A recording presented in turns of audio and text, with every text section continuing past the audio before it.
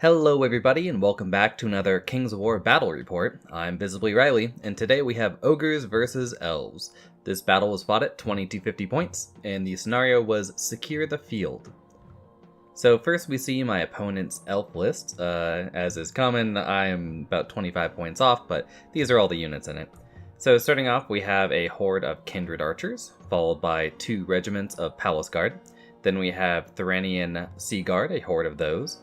A horde of Tall Spears, a horde of Draken Riders with the Blade of Slashing, 2 Bolt Throwers, 2 ASBs, 2 Elven Mages, both of whom have Martyr's Prayer, 1 Green Lady, the Green Lady's Formation, and the Windborn, the legendary Silver Breeze Cavalry Troop. I actually just figured out what the 25 points missing is, and it is the Lewd of Insatiable Darkness on one of the ASBs.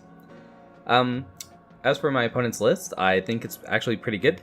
Elf lists it's kind of hard to go wrong with them. I mean, the things that people like tend to be the things that are also good in them, so they go together well. Using the Green Lady's formation sort of precludes him to a certain type of list, because the Green Lady plus the 2 regiments of Palace Guard plus the Tall Spears are all pretty expensive, and you're always going to want archers, you're probably going to want Draken Riders, and you'll want some ASBs and mages to back up the Green Lady. The only things that I think I don't like are the Martyr's Prayer on the Elven Mages. I don't think Elven Mages need it, especially as one of those 25 points. Martyr's Prayers could just be the item that I think boosts your heal by 2 or 3. I think that'd be a better buy, and getting probably some Fireball out there would be great. But in terms of the overall troop choices, I think it's pretty solid. Moving forward. So here is my Ogre list. This is, I think I've actually played it on the channel before, but let's give a small refresher. Starting out, I have a horde of Siege Breakers with the Caterpillar Potion. Then I have a horde of Hunters with the Brew of Strength. I have 2 hordes of Boomers, 2 troops of Red Goblin Scouts, 2 regiments of Chariots, a Warlord mounted on a chariot with the Banner of the Griffin, 2 ASBs, 1 with the Blade of Slashing, 1 with Diadem of Dragonkind, a Warlock with Aura of Heroism and the Inspiring Talisman, and then 2 Boomer Sergeants and the Hell on Wheels formation. This is a pretty standard list. In fact, I think it is a Jesse Cornwell list with some small adjustments by me.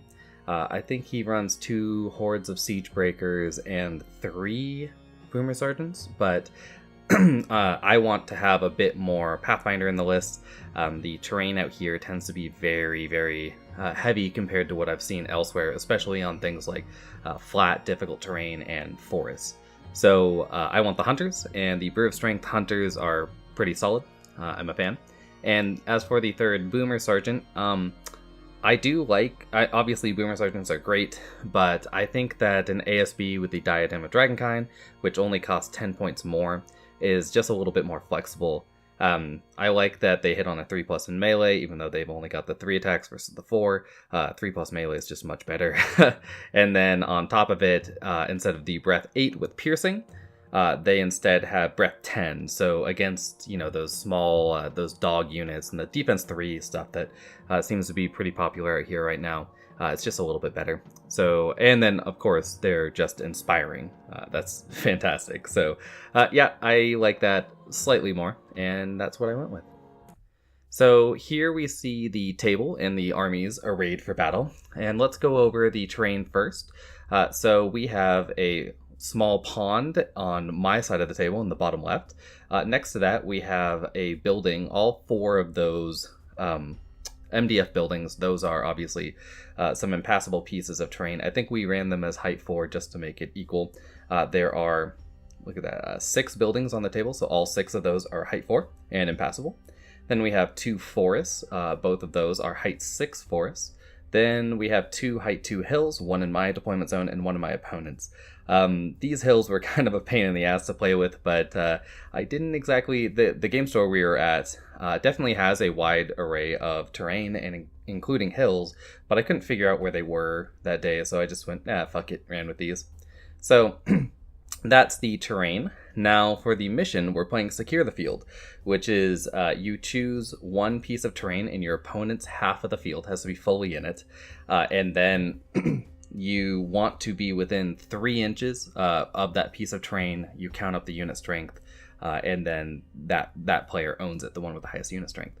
For us, I had to choose first because I lost the roll, and I chose that hill on my opponent's side of the table that you can see his 2 hordes sitting on, and my opponent decided to choose the hill on my side of the table, so we're just fighting over the hill. King of the Hills. The last thing is that they had to be 12 inches apart. They are.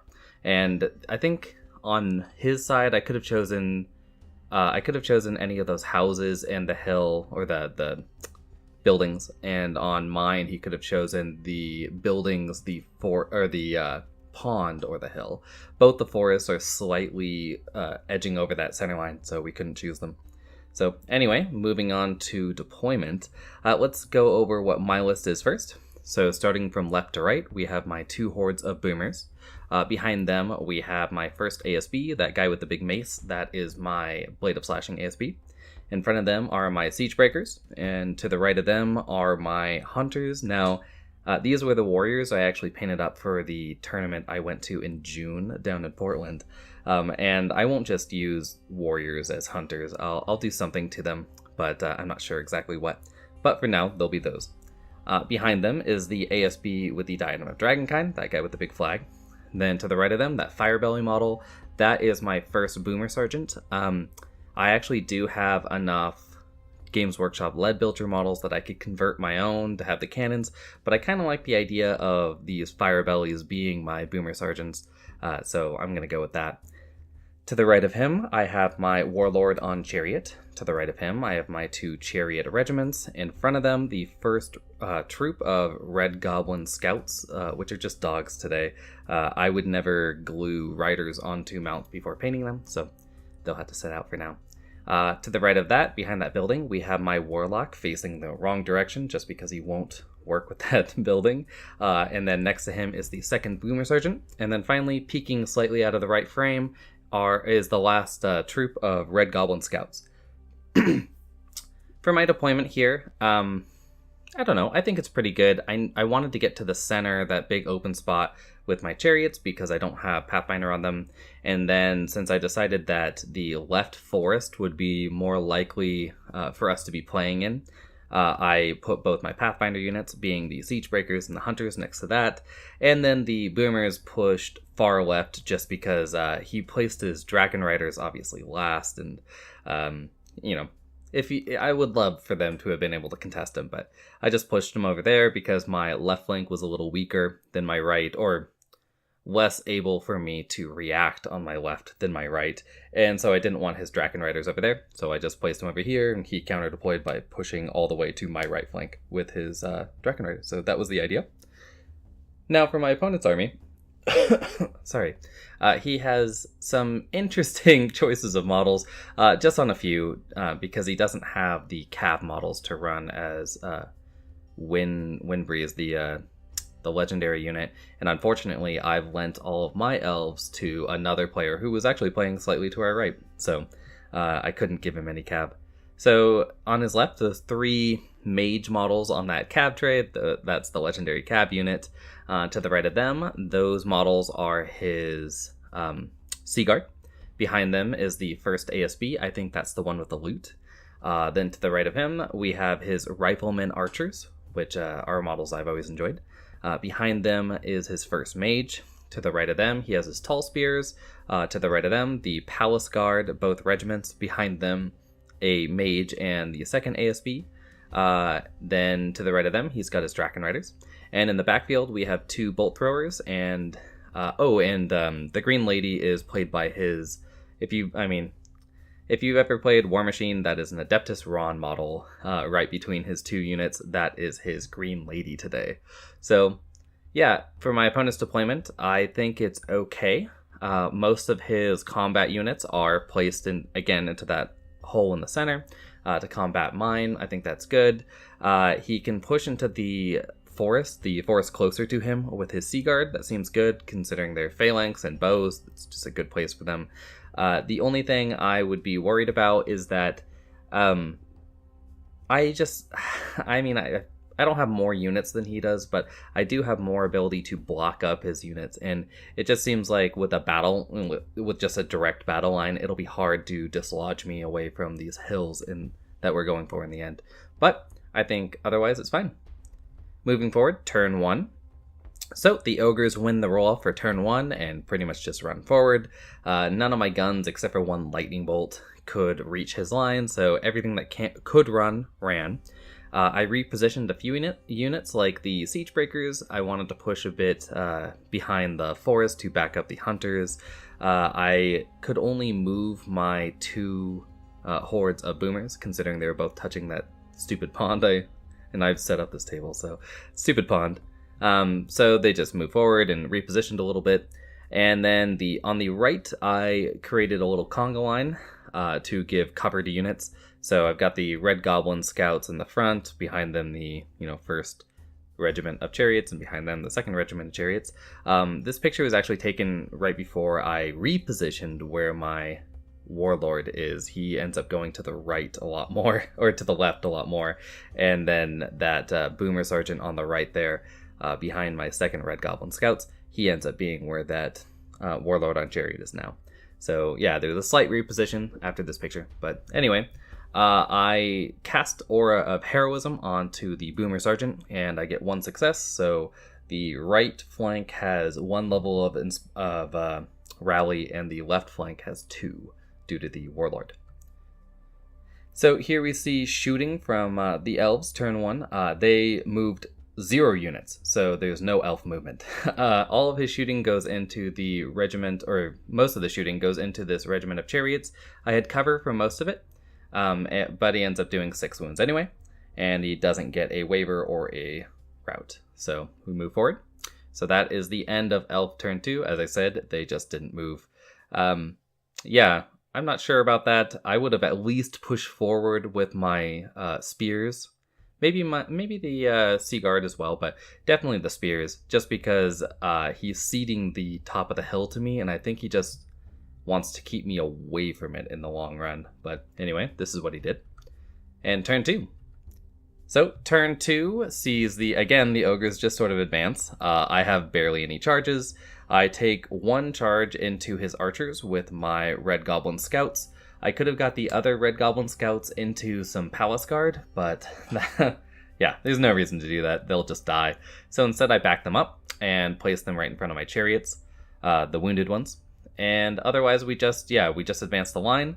I want to get some shooting going onto either his cav, if they allow me, or into his Sea Guard with those boomers, so they position themselves getting ready for that. And yeah, as you can see, the Warlord did reposition to the left flank. I guess the center of the table, but he's still on the left.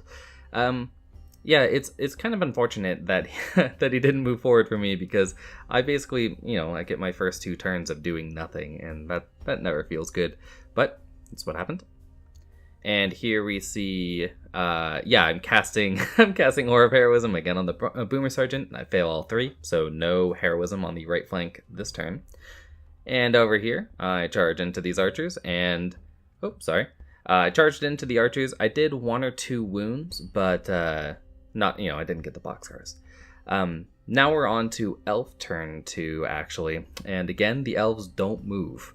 So, yeah, nothing repositions. They just stare at me. And he countercharges with his archers here. And blows right through those scouts. And otherwise, he fires all of his shooting again into that regiment of chariots, doesn't manage to get rid of them. He actually did go for 1 bolt thrower shot into my hunters, I believe, and did 1 or 2 points of damage. The Palace Guard ended up being able to charge into my second troop of Red Goblin Scouts, and that was just a misplay by me. I thought I was slightly out of 12, but when my opponent did it, he thought he was slightly within 12, and, no reason to argue in a friendly game. So, yeah, he gets that charge off easily, kills them, and the Palace Guard are just staring me down.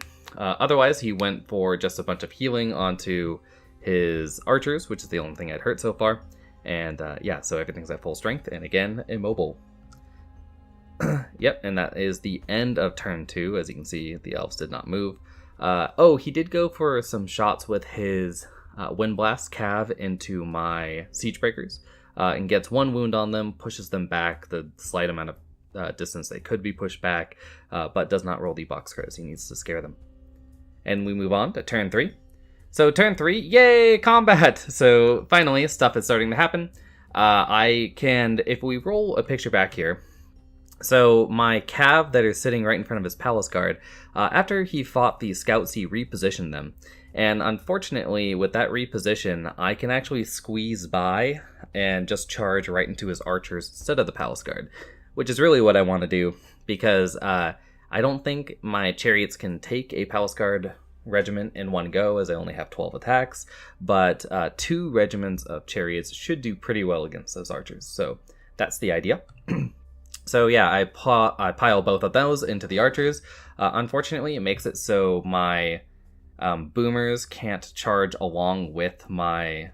or I'm sorry, not the boomers, but the siege breakers can't charge along with my hunters into his unit of Sea Guard, just because they won't fit with the cab there, as they're slightly pushed forward, which is a great displacement mechanism.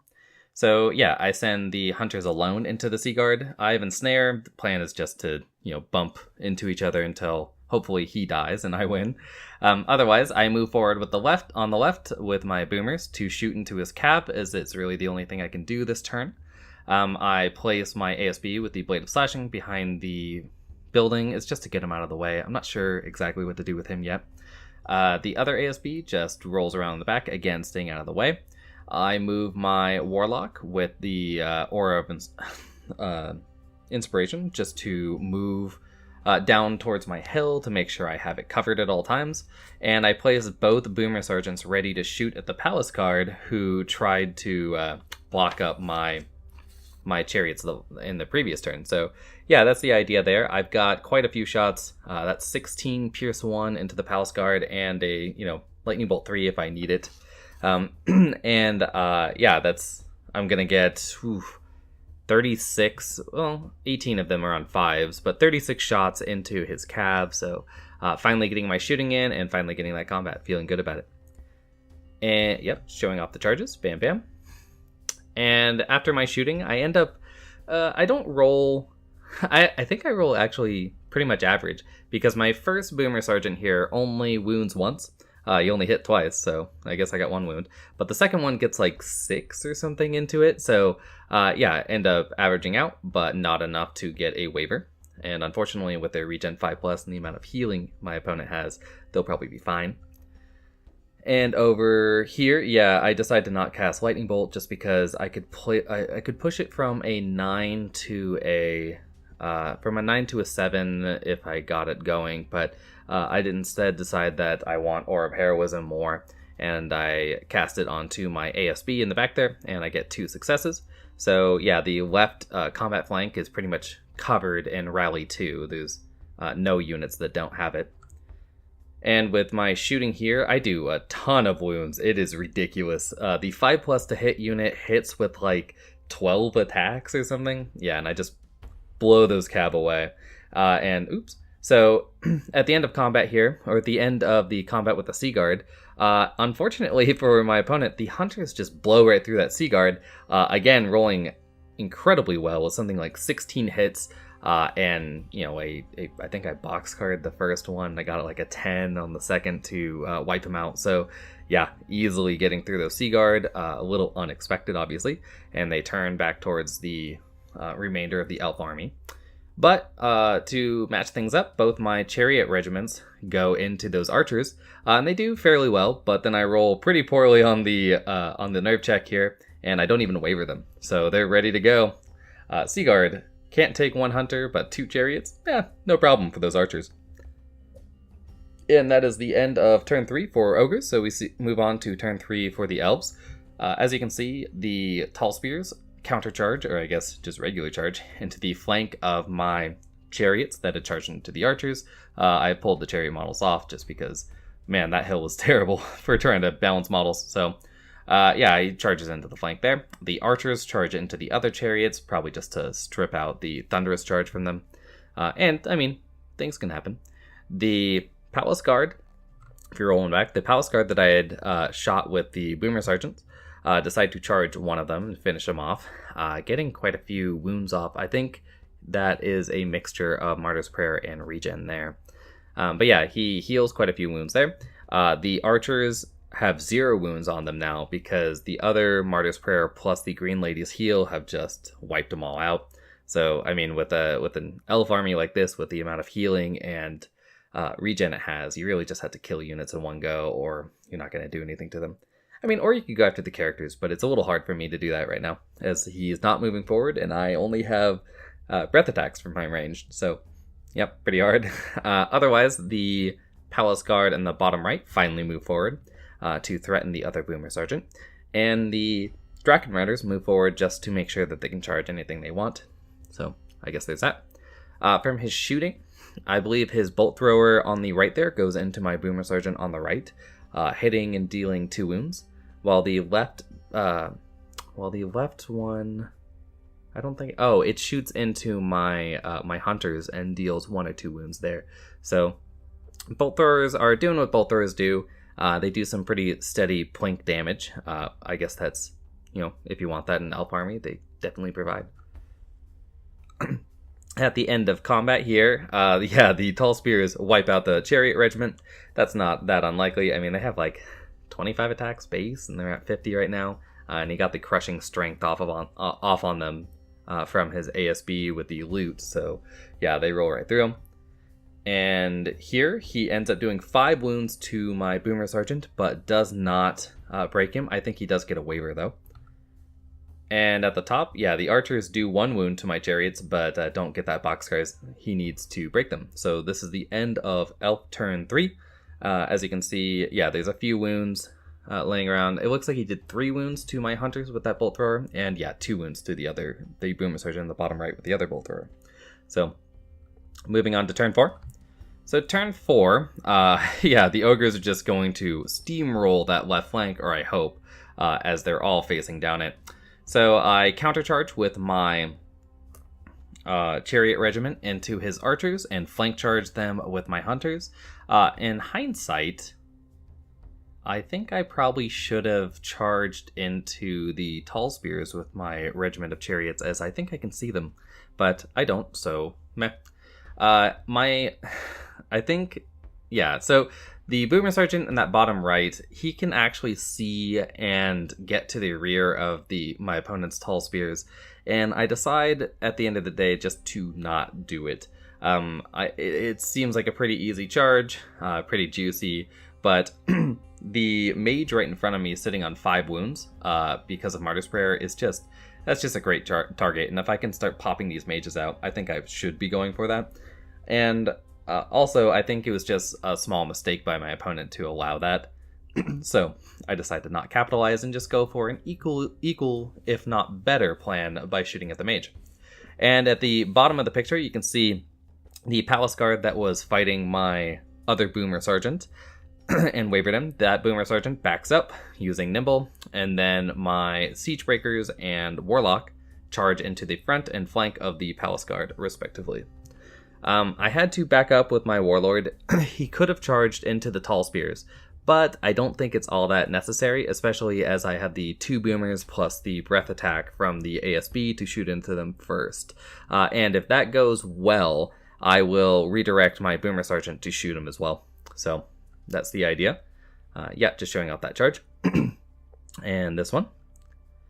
And so this is just a throng of ogre meat shooting into the Tall Spears. I do okay with the shots, but not well enough that I want to put my Boomer Sergeant on the right flank into it as well, which is all well and good, as he only, so I did 9 wounds there with all of my shooting, and the Boomer Sergeant, who could have helped along, only rolls, so with his 8 shots, he rolls 7 2s or 1s, and 1 6. So it didn't really matter what he shot at, and I think it's better off just trying to wipe out a mage instead. Yep, so he shoots there, does 1 wound, bam.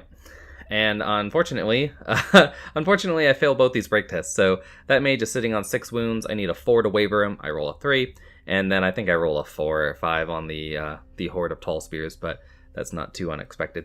So, moving forward, yes, the Siege Breakers and the Warlock easily dispatch that regiment of, what are they? Palace Guard. Oh, sorry about that. And the reason I sent the Warlock here is just because They were sitting on 2 wounds, which they're 15-17. So with 2 wounds, I have a great chance of breaking them, but I really want to make it the highest probability, and I don't really need to have Aura of Heroism, and the Lightning Bolt 3 is kind of laughable right now, since these elves are just going to heal anyway. So instead I just go for this this flank charge just to pump out, 4 more 4+ attacks, and it pays out, because I end up breaking them by 1, and that's exactly what my Warlock did. So good news there. Yep, the chariots end up killing off his horde of archers, along with the hunters helping out. You can see the Warlock in the bottom right there. That is because I decided to overrun with him, in case I wanted to overrun with the Siege Breakers. He had to go first. I could have backed up, but I decided to go forward, and he rolls a 6 and gets in front of the Tall Spears there. So, that's kind of funny. And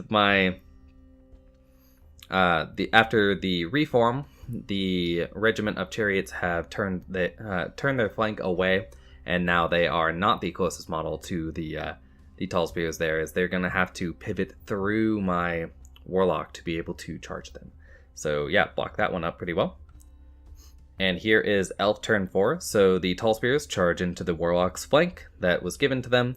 And I think this is his Draken Riders charging into the front of those chariots. But given that the way that hill works, yeah, it just wouldn't play out.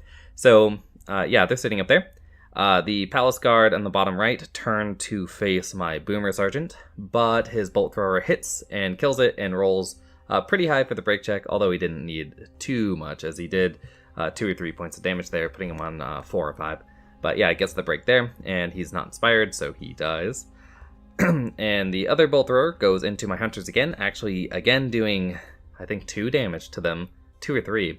So it's getting pretty high on those Hunters. It's one of those, one of those days where I really wish I had some heal in this list, but, that would be probably not the best balance in the game. So, yep, they're sitting on a couple points of damage. At the end of combat, I think... the mages move forward to heal the tall spears, all 9 of their wounds off, and push them around with Martyr's Prayer, and then those get healed by the Green Lady. So, at the end of combat here, the tall spears blow right through that Warlock and just turn to face the units facing them. And the Draken Riders easily kill off the 2nd Regiment of Chariots. They roll insanely well here, but it's not that unlikely that they'll kill them off, so I'm not upset about it. But yeah, he rolls really well and pops right through them. And we move on to turn 5. So turn 5 Ogres, we continue sweeping from left to right. It's actually kind of interesting. We've, just bisected the field the longwise now due to our movement. So first off, I send my ASB and a horde of boomers into the Draken Riders.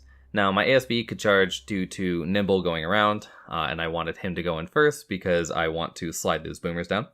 The Hunters are actually blocked up by his ASB, and I could have charged, or not charged with my ASB with the Blade of Slashing, and gone for an overrun with the Hunters, but if I'd done that, then the boomers would have been in the middle, and I wouldn't have been able to do the overrun anyway. So, yeah. In the bottom there, you can see I barely have enough room and ability to charge the Siege Breakers, the 2nd horde of boomers, and my Warlord on Chariot into his tall spears. It's just barely enough room to do it. So I go for that. I had to move my ASB with the the Diadem in the left there in the woods. He had to just sort of hightail it out of the way, so he's facing nothing. My Boomer Sergeant is facing towards his wizards, and I might be able to see the Palace Guard, but I'm not going to shoot at them with the regen. And he's slightly out of line of sight. That's what that widget is for the Palace Guard. And otherwise, yeah, that's about it. With my shooting, I go for a... Ooh. Oh no. Yeah, so I moved it here. I remember now. I moved it here... confusing myself, thinking that was a Warlock with Lightning Bolt, and I shoot into his wizard at the top there, and thankfully I believe I missed, because otherwise I cheated and I didn't realize till now, so oops. Moving on to the combat. So both my Warlord and the Boomers here are hindered due to charging through the woods. But yeah, there's so much meat here that I'd be surprised if it mattered.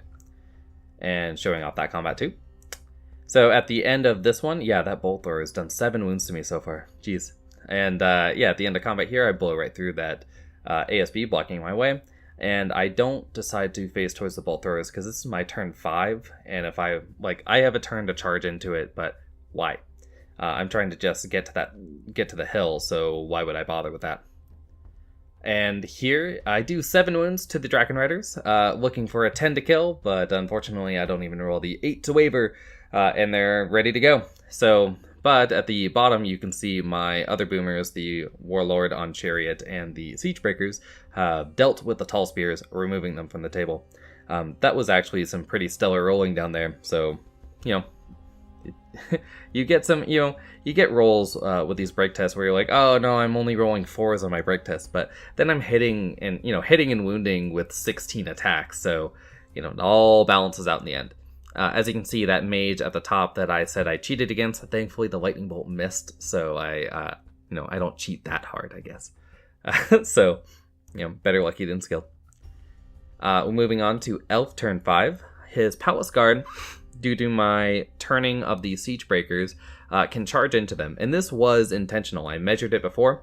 I could have placed them in such a way where they were facing back towards the center of the field and could not be charged by the Palace Guard. But my idea was that if he charges Palace Guard, he's not going to get through their big shield, and then I'm going to get a flank charge with my Warlord and Boomers if I want it. So yeah, come at me. So I do that. At the top, he sends his Dragon Riders into the Boomers, I believe, and not the ASB. The unwounded Boomers. While I guess, yeah, his shooting is just going to focus on those Hunters, although I think only one Bolt Thrower can see them. Showing up the combat, and this combat. And yeah, that Bolt Thrower decides to just get a cheeky little shot into what I thought originally was a Warlock, but no, it is not. It is my Boomer Sergeant, and he does 3 wounds to it. Oh, and this is my opponent grabbing his dice. Yeah, that Bolt Thrower right there shot into my Hunters, again did 3 damage to them, and killed them. So rolls the 7 twice, boom boom, dead. Here, my opponent rolls 3 wounds with his Palace Guard and boxcars it. So he wavers these Siegebreakers, so I guess they're just gonna sit there while the Warlord does the work. So that plan didn't work. And we move on to turn 6. So, turn 6, I send the Warlock into the flank of his Palace Guard. I believe my Boomer Sergeant that has 8 wounds on him, I believe he is wavered as well. So he just backs up, and I charge everything else into the Dragon Riders. So he did a fair amount of damage to my Boomers, but not enough to break them. I send. Oh no! I am mistaken. I'm sorry. I wavered those Dragon Riders. That's what happened. So yeah, the Dragon Riders get charged by. Well, he does heal all the wounds off, so they're back to full health. But I get to charge at full strength this time with the two hordes of Boomers. One of them is hindered due to charging through the terrain, but that should be fine. My ASB can't fit in that combat as well due to the placement of the Boomers, so he just rolls around the flank to deal with those Elves, assuming that there's a turn 7. And yeah, so sorry about that. This is actually turn 5, or no, I'm sorry, ignore that. So yeah, I charge into the flank here, and I charge into the front there. It kind of looks like my ASB is flanking them, but he is not. He's just staring at their flank. And I decide to fire my Diadem of Dragonkind into his mage that has been wounded. He has been shifting his wounds around because he has so much Martyr's Prayer and so much healing that he can just basically Martyr's Prayer with one mage onto a unit, pull all their wounds off, then Martyr's Prayer that mage onto another mage, and then cast heal with the Green Lady, and nothing ends up with wounds at the end of it. So this guy was sitting on 4. I put him to 1 wound with my diadem, so 5, and I get a waiver, so there's that. And here we see the end of combat. So my Warlord on Chariot only does 4 wounds, it looks like, to his Palace Guard, and it's not enough to waver them. The Draken Riders this time are not wavered. I do fairly well, I think, like 6 or 7 wounds, but not enough to get a waiver. And showing off this, so my opponent decides to charge in with his Palace Guard into the Siege Breakers. I probably would have gone for the Warlord, but yeah. So he goes for the Siege Breakers, gets them up to 7 wounds, but doesn't get the boxcars he needs to kill them, or the 10 to waver. And over here, he charges into the front of my boomers, and they were sitting on 8 wounds. He does 9 wounds with the Draken Riders, and double ones it.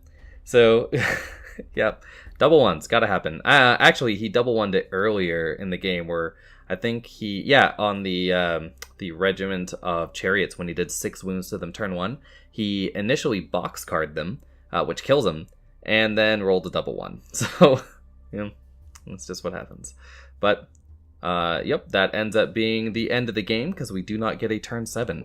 So at the end of the game, I have my boomers within range of his hill and my ASB.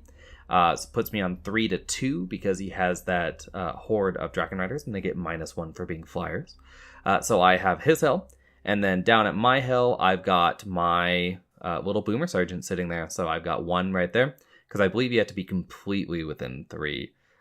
If I'm not wrong about that, but yeah, so only my boomer sergeant, and it doesn't matter because I end up controlling both hills and get an easy victory for the ogres over the elves here. Now, was there a turn 7? Do I think it would have been all that different? Probably not. I mean, I can wipe out that regiment of Palace Guard in the bottom there pretty easily the next turn because both my Warlord on Chariot and Siege Breakers are ready to rock. And then the Siege Breakers might even be able to back up D3 enough to get to my hill, although that's pretty irrelevant. And I can move my Boomer Sergeant out of line of sight of his Bolt Throwers by cleverly using my own giant Ogre units. And then the Draken Riders, while they might be able to stand up to it, but I have a flank charge from my ASB with the Blade of Slashing, and then 2 frontal charges from both the boomers because he double one of them, and a flank charge from the other ASB if I so desire. So yeah, I think this is a pretty easy ogre victory, even if there's a turn 7, and in fact it might be a small mercy due to the attrition rule. But anyway, that is the end of the battle, and I hope you guys enjoyed it. See you next time. Bye!